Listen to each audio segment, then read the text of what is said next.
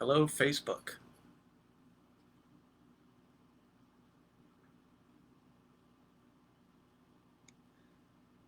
Okay, I'm live. Can you see me? I think this is somewhat unofficial. Okay, so I have gone live right now.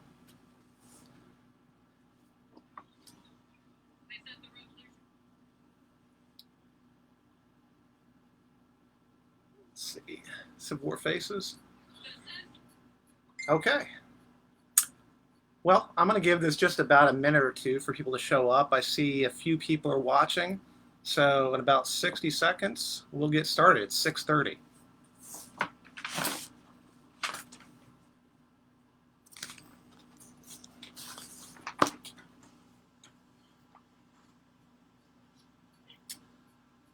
So my name is Rick Brown, and I'm a collector of Civil War photography.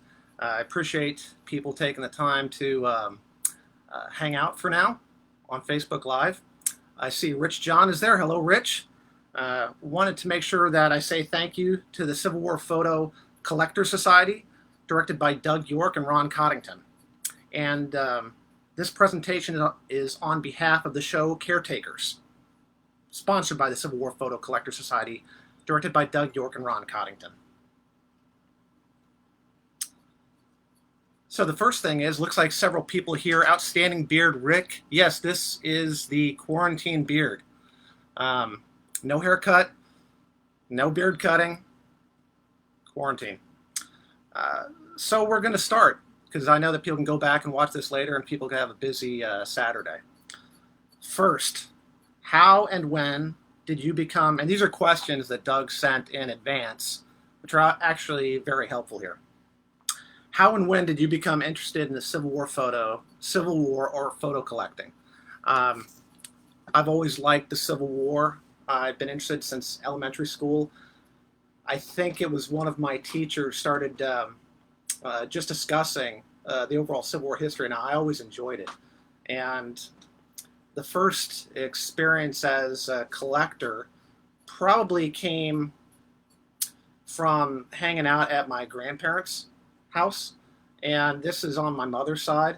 My grandfather was a collector of the kind of person that would go to auctions just all the time, the kind of house that American pickers would love to pick.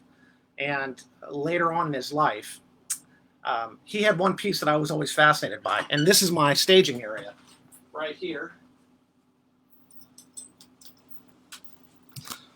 I saw Kevin Canberg show one of his favorite pieces, so this is the first piece that really got me into Civil War collecting. It's an Allegheny Arsenal horse bit, and it's something that my grandfather had. He got an auction for $100.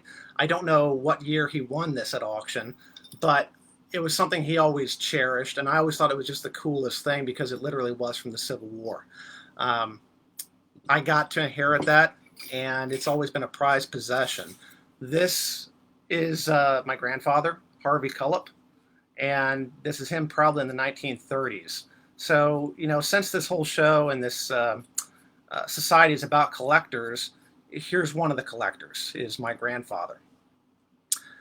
Now, another thing that happened with my grandparents' estate, I was never allowed to go through any of the stuff, especially upstairs and in my grandmother's. When she passed away, we were going through the house, and there was a secretary, furniture. There was a secretary that had a bunch of diaries that were my great-grandmother's diaries, and my mother just kept handing back books. And you can see one of our cats is here. One of the books that was handed back, my mom just handed back a bunch of different books, and one of them that was handed back was this CDB album. And I didn't know what CDBs were. I just opened up the album. And, you know, it's a photograph album. And the whole album was full of about 25 officers from the 7th Indiana Cavalry. My ancestor, George Dunkerley, he was a lieutenant in Company F, and he assembled the album during the Civil War. And my heart just absolutely stopped when I saw the album. And my mother was there with her sister, and I put my arm around my aunt and said, Aunt Susie, do you mind if I have this? And she put her arm back around me and said, as long as you name your firstborn after me. And I made the agreement. Haven't had a child yet, but if we do, it'd be a boy named Sue, if it's a boy. And if it's a girl, it'd be Sue. So that's really how I got my introduction into collecting and some of the first stories of the inheritance. And greetings from everybody that's on right now. So with this album, like most Civil War albums, there's some soldiers that are identified, some that were not identified. And I started an internet search, really anything I could do to find out about the 7th Indiana Cavalry. And at the time, and I still think now, I haven't checked in quite a while, the U.S. Army Military History Institute had, well, they still have, all the different photographs, originals, and copies from people's collection. Back in the early 2000s, the process for USAMHI is you had to get permission from the person whose collection the original was in order to have a copy given to you, which I don't think they do that anymore. I know it's a hassle, but it's a hassle for them, but it's extremely beneficial for the people that have their images in the collection. And one of the outcomes of that is when I typed in my ancestor's name, I found out that they had the original CDV of George W. Dunkerley, 7th Indiana Cav. Actually, not the original CDV. They had a copy of it. In order for me to get a copy, I had to reach out to John Sickles. It was said courtesy John Sickles collection. And here I've blocked out the address. This was my first correspondence with John. And, he was somebody, John passed away a couple of years ago. And depending on how much time we have, which I know we at least have an hour, John was really instrumental in helping me with the collection. I see eye to eye with the way that he saw collecting. We had a lot of similar interests. John, was born in Michigan, had a tremendous collection of Michigan soldiers, of Indiana soldiers, Confederates, strong interest in Forrest, as well as Morgan's Raiders. Long story short, he identified about 6 or 7 of the unidentified photographs in George Dunkerley's album. And in addition, we, my mother and I, going through just our own facial analysis, realized that we could identify a couple for John that he didn't realize are now identified through comparison. So that was my first experience, getting to meet somebody in the hobby.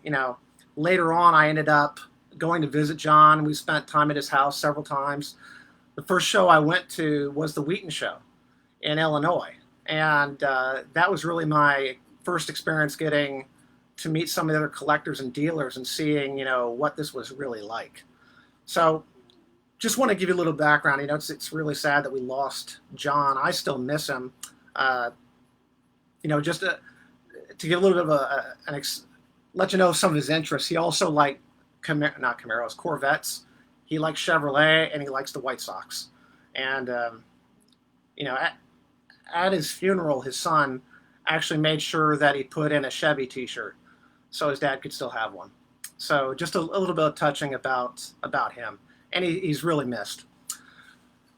Not going on, I think, we'll come back to some of these subjects as the conversation goes. Want to share, and I've got just a bunch of different images on my display case, the bed, to go through. And just in the spirit of collectors, make sure that reflection is not there. It looks like it is, maybe. That's better. This is Major Meserve. And the interesting thing about Meserve is his descendants. His descendants were the Meserve family that put together books like 20 Days. And as you can see, Dorothy Meserve Coonhart. I found it interesting to actually collect images of early collectors. And so I think that Meserve, falls within somebody that's pretty important for image collecting history. And, hopefully we can do a little bit more, research about him and sharing maybe an article about early collectors. 2 of the other early collectors that go back to discussions of Civil War are Albert Ordway and Arnold Augustus Rand. And these are the two individuals, both officers, who founded the Mass Mollusk Collection, the military order of the Loyal Legion of the United States.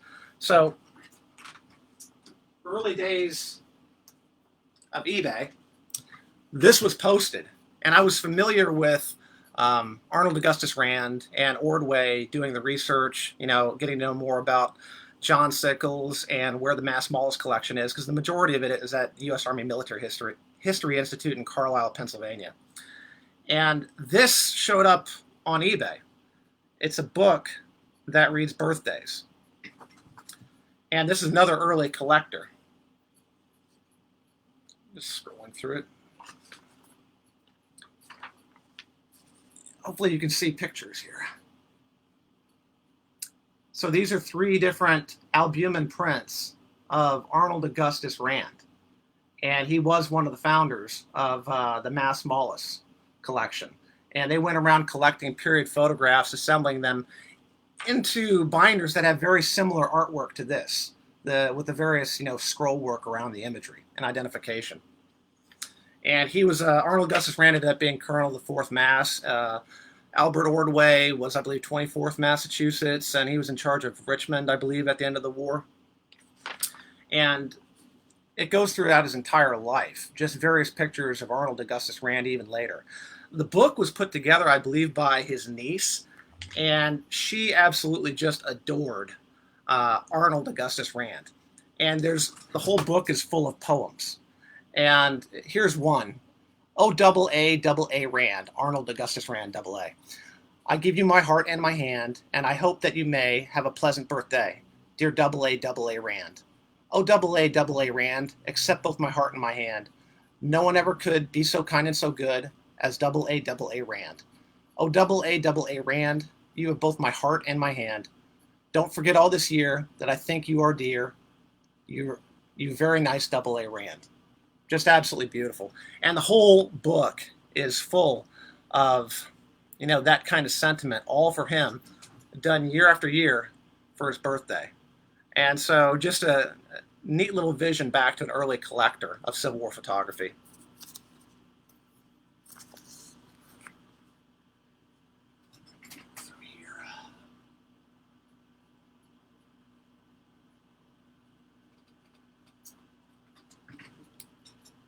Picked another image up. I want to say thank you to Chris Jordan. So Chris Jordan, I believe, lives in the West Virginia area. I met him years ago at the Gettysburg Show, and this is just something that's really nice that a collector did for me. And it goes back to, my collecting is really largely supported because my family helped me. My mom's at pretty much every show with me, and there's been just a lot of support. So there's only really one picture that my mother has always really loved, and there's only one that she ever told me to buy, and this was this image. It was published in Military Images back in 2014, and it shows Captain Garish of the 1st New Hampshire Light Artillery, and he was wounded at the Battle of Fredericksburg and died shortly after the war. This image is just, I think it's one of the most romantic and beautiful images of the Civil War. And you can see their passion for each other. Well, where Chris Jordan comes into this is in my early days, I bought the Garish album and always liked the image, and I needed some money to buy some other photograph. And there was another CDV of Garish, and its location in the album was directly facing his wife.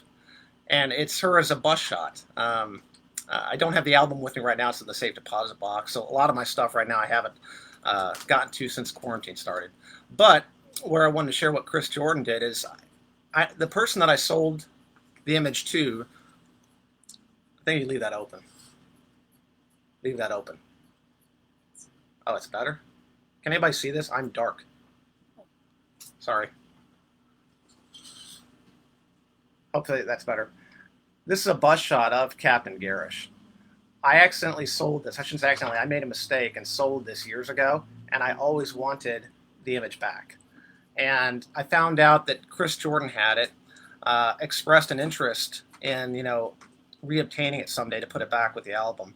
And Chris sent me a message through Facebook several months ago and was willing to actually just give me the image back, which I was just so thankful for. I ended up sending him some money, I think $100 or something like that, 150. He actually used that to donate, I think, to local dog shelters. So just really, what a great guy, and I'm so glad that I got to put the image back together with the album. Let me go to some of these questions here.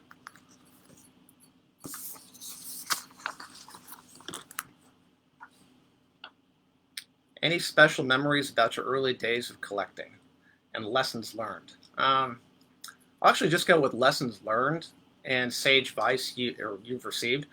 A couple things that I would really suggest is actually just taking care.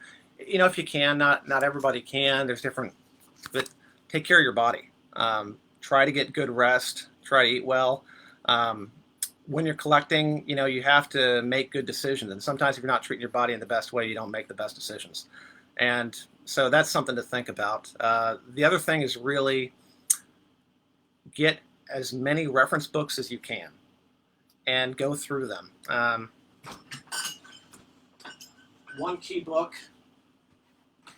that you should have is basically almost anything that Roger Hunt put together.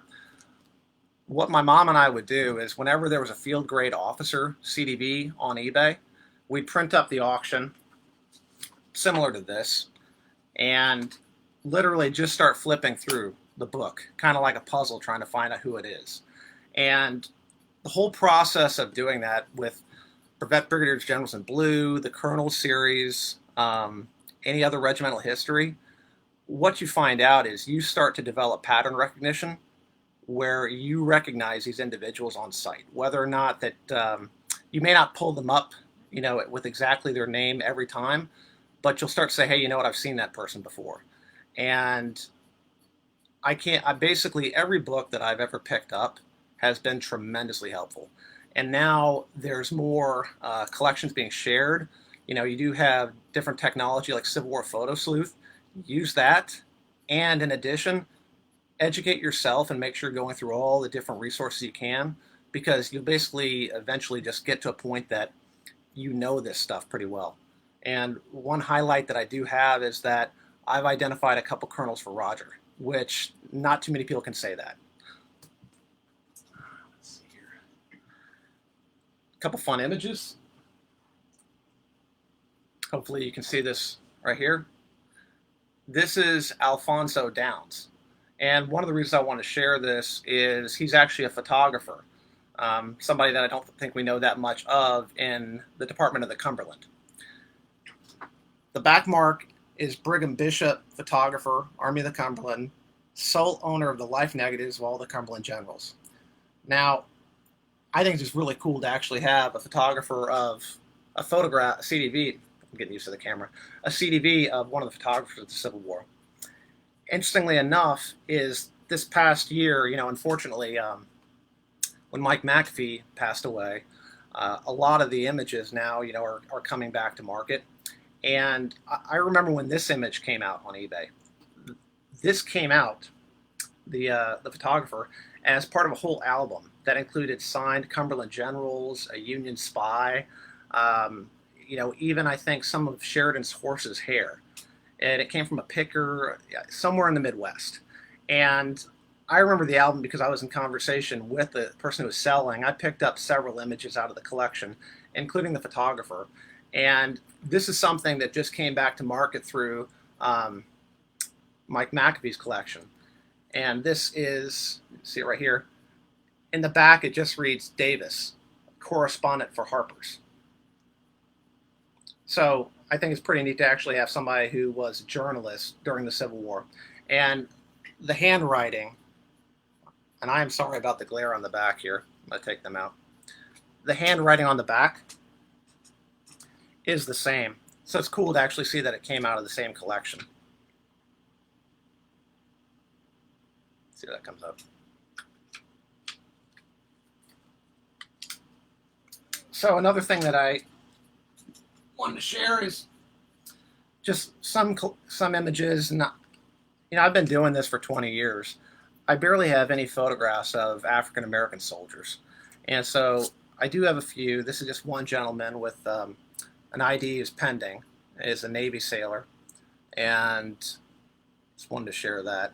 Kind of an old gentleman. You know, something that's interesting about him, whether or not you could see it on Facebook, is he has crossed eyes. And, you know, I see it mainly on Facebook, and I don't want to be very preachy, but people have a tendency to tease. You know, sometimes somebody will be unattractive or overweight or cross-eyed, and you see people, you know, looking at them, making comments on Facebook. You know, I don't like being picked on, and I actually don't really care to see people picking on Civil War soldiers or people back from the day that have been passed away for 150 years. So, little public service announcement, and just share some more images here. Another African soldier, and now this is interesting. Take them out of the sleeves. Hopefully, they show up better. I'm getting used to the left right here. This is a major. The photographer's E. Jacobs, Camp Street in New Orleans.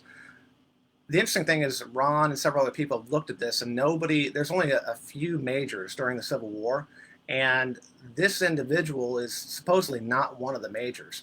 However, if you look at this, you know, there are some negative images of African Americans during the period. This is not a silly image. This is a major of some sort, and it's seen in a positive light. So hopefully we can figure out who this is somewhere in the future. And as a collector,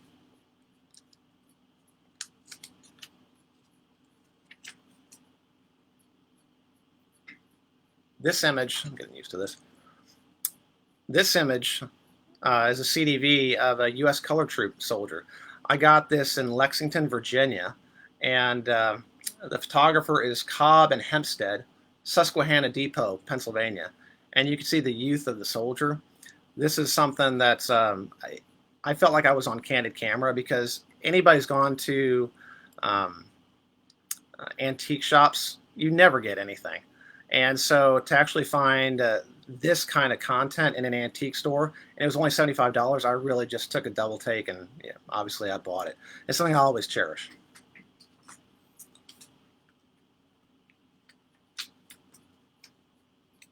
Sorry, here, stack this back up.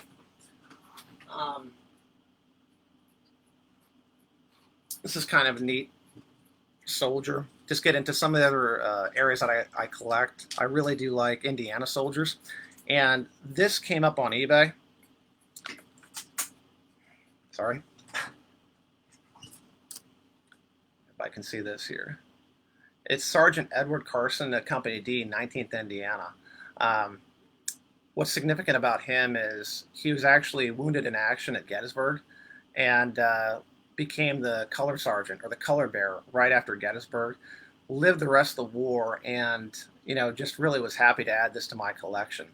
And later on in life, he died falling off a painting ladder, painting a house, and so pretty sad way to go. But interestingly enough, when this was on eBay, it didn't sell for what it should have sold for, and it was basically due to the person had shown a printout of the Find a Grave listing, but they actually covered up the whole quote about him being wounded at Gettysburg and being the color bearer. And the 19th Indiana is part of the Iron Brigade, which is just, you know, a legendary group of soldiers. And I'll come back to the Iron Brigade as well, especially in Indiana.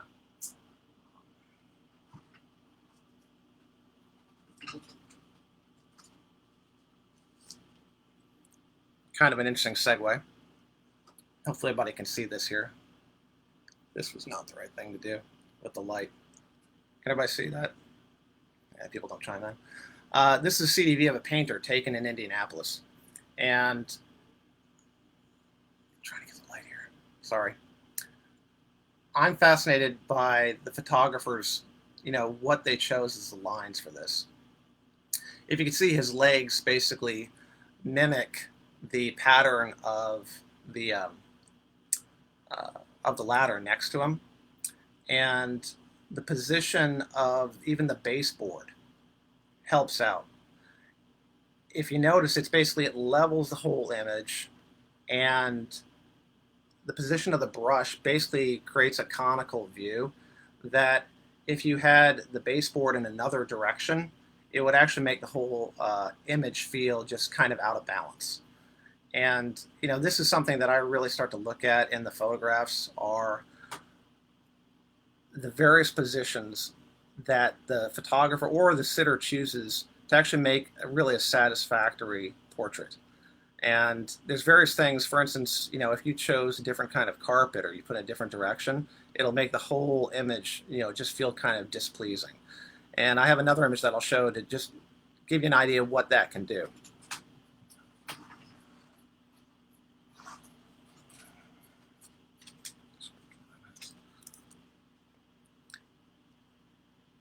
It's a CDV of a civilian. If you notice the position of the floor and the backdrop at the angle, it actually almost makes the individual feel like he's walking or in motion. So it's just something that those kind of decisions that a photographer may make or the studio makes have always kind of struck me as interesting.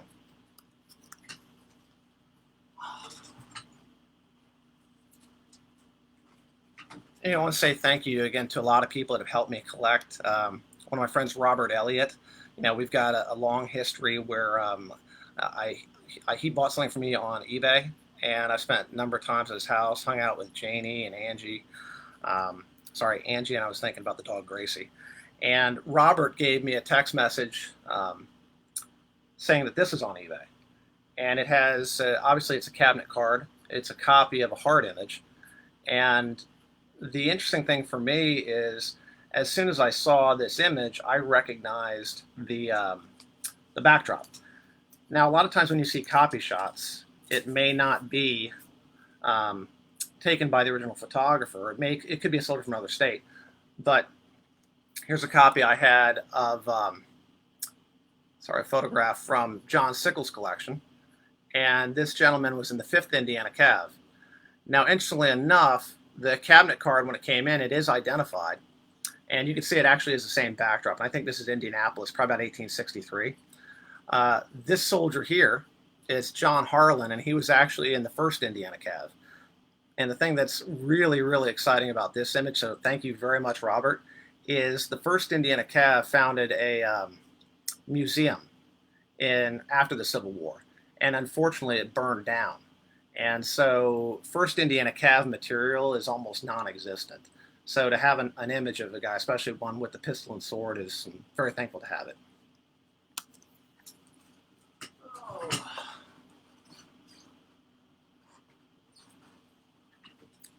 I haven't, shared a lot of the hard images here. Let's see if I can get just this right here.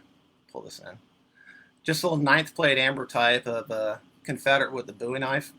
And there you can see a little holstered tucked-in pistol. God, I'm sorry about this. Try to get that right. Holstered tucked-in pistol with the Confederate soldier. So I picked this up at the Franklin show, along with another image here. And this is a little 9th plate octagonal of a Confederate with a double-barrel shotgun, little knife, and I believe, yeah, you can also see a pistol tucked in. Under loop, his belt buckle is actually an upside-down 2-piece eagle breastplate. Not breastplate, 2-piece eagle buckle. And this image, hopefully it looks okay up on the screen. If you look at the brass mat, there's actually a hint of green oxidation.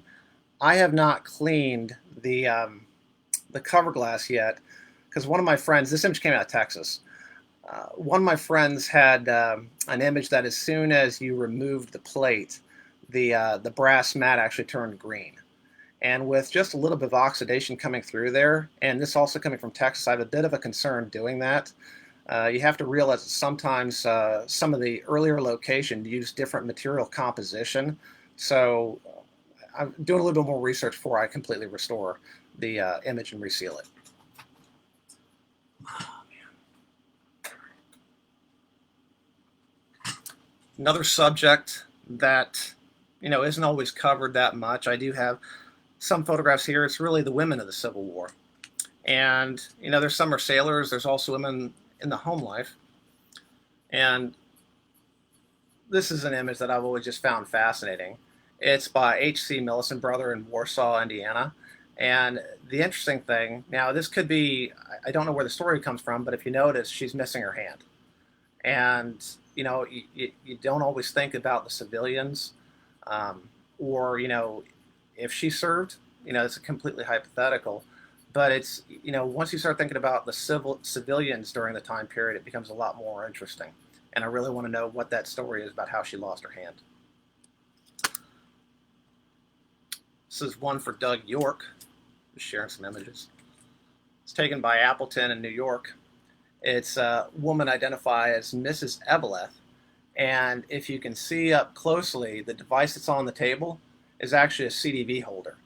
And the two generals that are there, one is Banks, and the other is, just a little bit off the top of my head, I think it's Anderson from the bombardment of Fort. This is really bad that I can't think of it just right now. But it's General Anderson. And just a neat image showing pips, which is something that Doug York collects.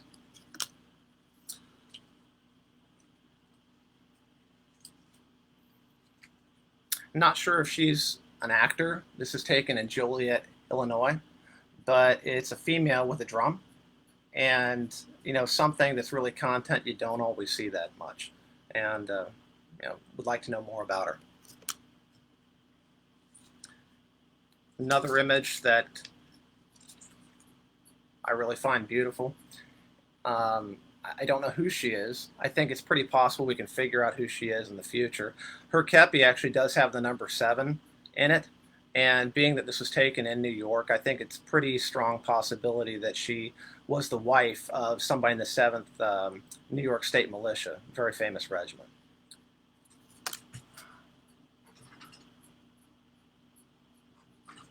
Something that, I try not to preach, but I do like is the importance about why not, you should not move cases or mats. This image is a soldier from the 36th Indiana. I got this recently on eBay. It's something there's a reason that I got this here. Take these two out. Jumping back and forth. It's a 6-plate tintype. It's taken in November in 1861. I really want to know who all these photographers are and really know as much as I can, just like the rest of the audience does. Here's 2 copy shots. These are both CDV copies, copied by Bruning in Indianapolis, and they're really just some of the most wonderful copy shots you could ever see.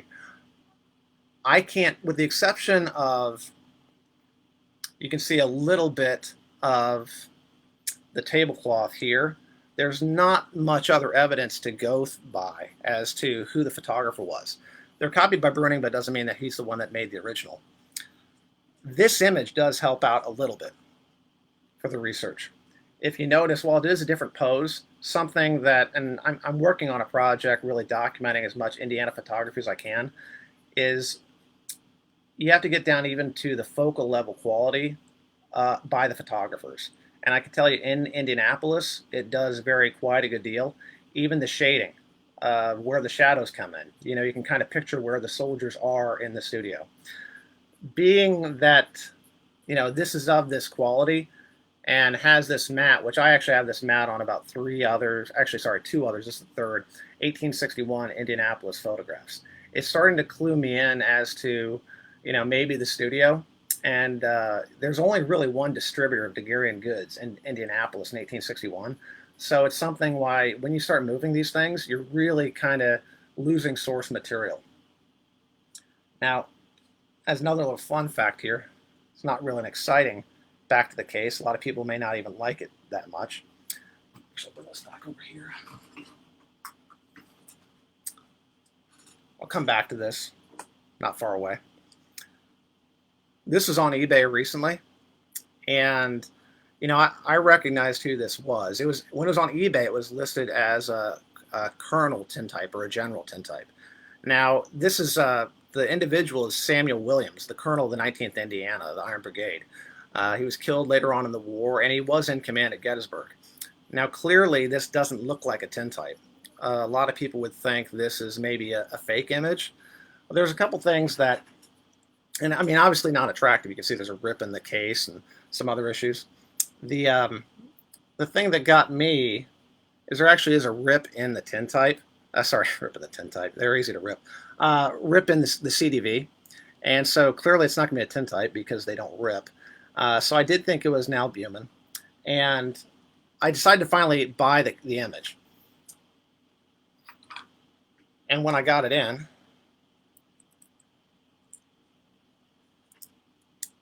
it actually has the inscription of Colonel Samuel Williams by Brady.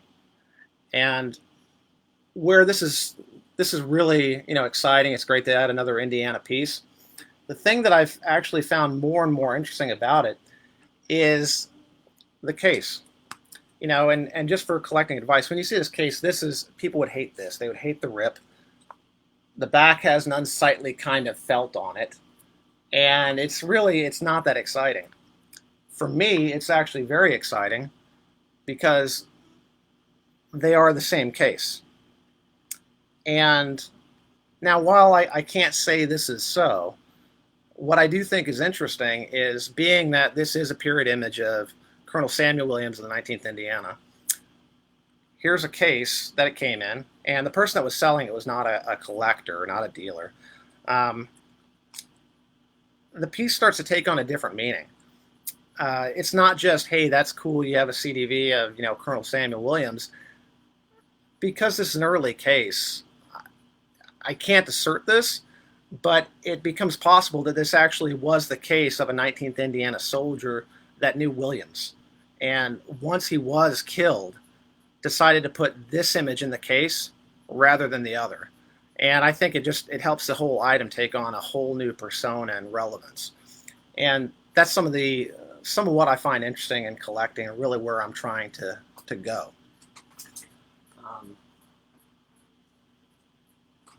As for instance here, copy shots. And I'm not the only person doing this. There's a lot of people doing this. If you can see this CDV of a man right here, if you notice at the very top of the albumin, you can see the remnants of the copy of another CDV. Now, the back mark of this CDV is George Harnish in Bluffton, Indiana. And going through a process of looking and collecting, documenting as many Indiana photographs as I can, you can actually, I'm pulling up another image. Oh. You'll see another man who's actually taken in front of that photograph. And the original photographer is actually Longwells in Logansport, Indiana. And so I'm enjoying getting to the point where even if you see a copy print on another photographer's card, you know who the original photographer is. And that's really, we're trying to take this to the next level. And not only that, but seeing the various changes. And this is kind of neat. So this is an unsigned image. It did come out of the same grouping. You can see it's a very similar, it's a very similar backdrop, but there's slight changes of the column where it's not as sharp. And at first I thought it might be the print quality, but it's not. It's basically what you're seeing is a transition backdrop. They've made, and I don't know which one is earlier, but I'd like to know that as well. And it goes from a sharper type contrast to more of a softer, or vice versa. But it's kind of cool to see a transition in the backdrop. More things. Pick up some cool images here.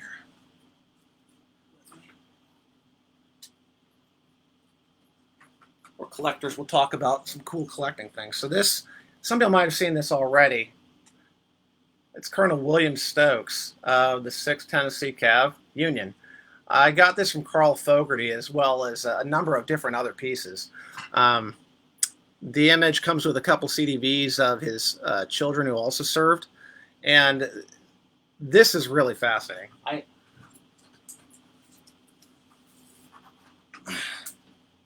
don't know if I want to show just absolutely, here we go. Something that Carl got is a thesis that was done, let's see if I find her name here. Oh, basically, it's a thesis that was done by a student in the 1960s about Stokes. And it's 100-some pages of just research. And he's an absolutely fascinating individual. You know, he's from Eastern Tennessee, which is really more pro-Union type location. He did not like Lincoln. He had a bounty on his head at the end of the war. His men really only responded to him. Show the paper here. And they wouldn't really listen to other commanders. And the Confederates really actually respected him. Maybe not all of them, but he ended up actually doing well with prisoners. And so we're going to do a lot more research on Colonel William Stokes. And sorry about the reflection here. Yeah, that's better. It's a great shot of him on horseback. Half-plate tintype.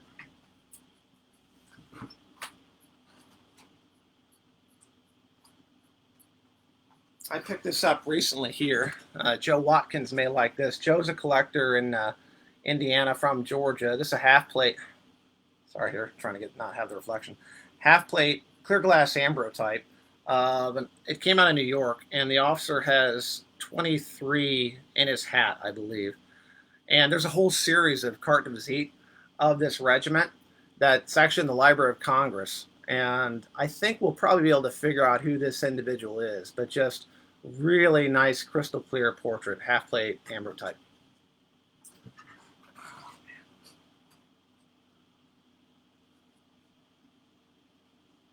Hopefully I can get a good picture of this. This is a little bit different animal that I ended up getting at the Dalton show. Really something that's kind of visceral from the Civil War. It's just delicate here. Try to make sure. So this is a book. Actually, start off. The book is The Life of Emperor Napoleon. Great Civil War book, right? Inside the book has a CDV, small print of a Confederate officer, and the inscription reads, Captain Harris bought this book only 2 days before he was killed on July 30th, 1864. He had taken this book from his knapsack, and when shot, the blood of the noble boy spurted upon these pages.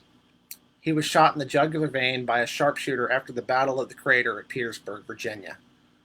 And, you know, these kind of pieces are really few and far between that actually have a physical impact during the war. And this actually is the page that was hit with the blood. And the reason that I know that is some of the other documentation that goes from the period. But if you can see right up here, there's a small little stitch marking it. And there's another account by an officer who was friends with, with Captain Harris. And his account was that Harris was, you know, reading or maybe doing something else. Clearly this document shows that he was reading. He was shot through the vein, the jugular, and blood was spurting out of his neck about the size of a finger. He knew he couldn't make it, and he literally started going up to his friends and his other officers and putting his hand on their shoulder, saying goodbye, and he couldn't talk. And he got to a few of them before he actually died. And it's just a really, really emotional piece from the Civil War.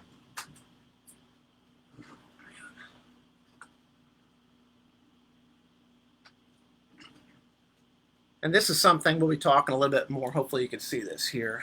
Try to get this closer up to the camera. There's a couple of lines. I ended up getting this at the Dalton show as well.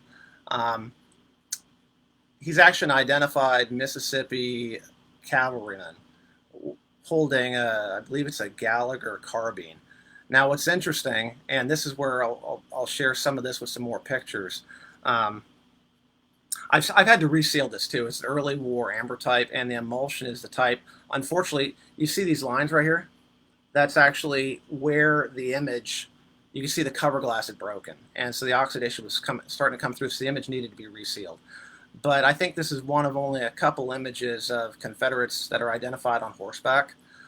There's rumor that it was taken in Corinth, Mississippi. The buyer had heard, or not the buyer, the person I bought it from mentioned that they thought it had some association with Corinth. And I had actually recognized this photograph because it had been published in the Confederate calendar, which again, I'll get more pictures and share that. And the strange thing was, this was at the show, completely unidentified. So, going back actually to my friend John Sickles, this is actually one of his favorite images ever because he was a carbine collector. And have a Confederate cavalryman on horseback identified with a carbine it's pretty rare. So it's a neat thing. It's fine.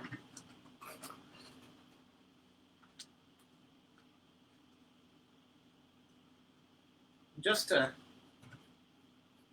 hold this here, hopefully people can see this. Not sure.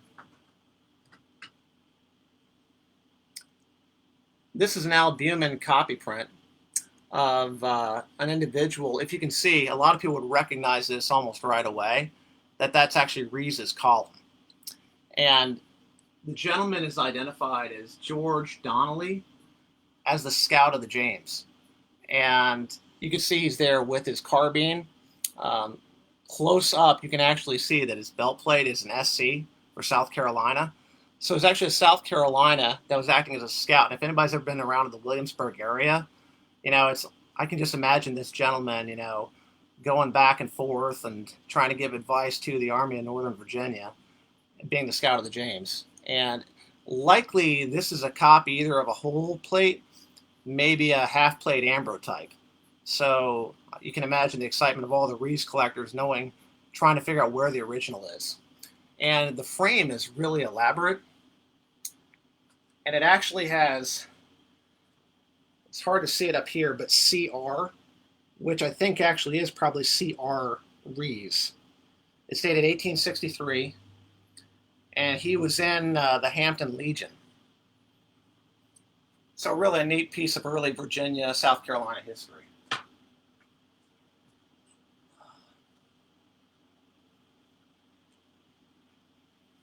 A couple other images here. Some more Confederate stuff. Some people may recognize this. Let me take it out here. The CDV is a copy print. Maybe a tintype is original. Maybe it's an ambrotype. I'm not sure. I'll be sharing more of this. The individual is George Todd, who is actually one of Quantrill's raiders. And from the best of my knowledge, George Todd, the original image, has never shown up. And so this is actually the earliest image I think that's known of Todd. There's a couple of cabinet cards that are also copied from the original, but his eyes have been kind of modified. This is probably the best known example of George Todd that's out there to actually know what he really looked like. So pretty neat piece. And they were involved with the Lawrence Massacre as well.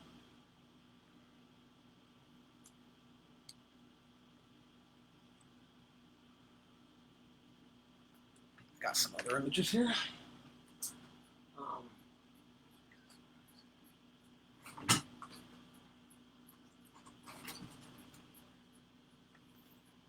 Something else I just picked up recently. This actually needs some restoration, but this is one of the gentlemen, I believe. It's from a Maryland regiment. It's a quarter plate ambrotype, and it's nice because he actually has the backpack as well. The black backing, the varnish, is really in awful condition, so once that's restored, this will actually pop a lot more. But just, wanted to go over a little bit of some of the things that interest me and share some of the pieces from my collection. So really appreciate everybody's time here, and don't hesitate to give me a shout or ask me if I can help with anything here. So thank you again to everybody for tuning in.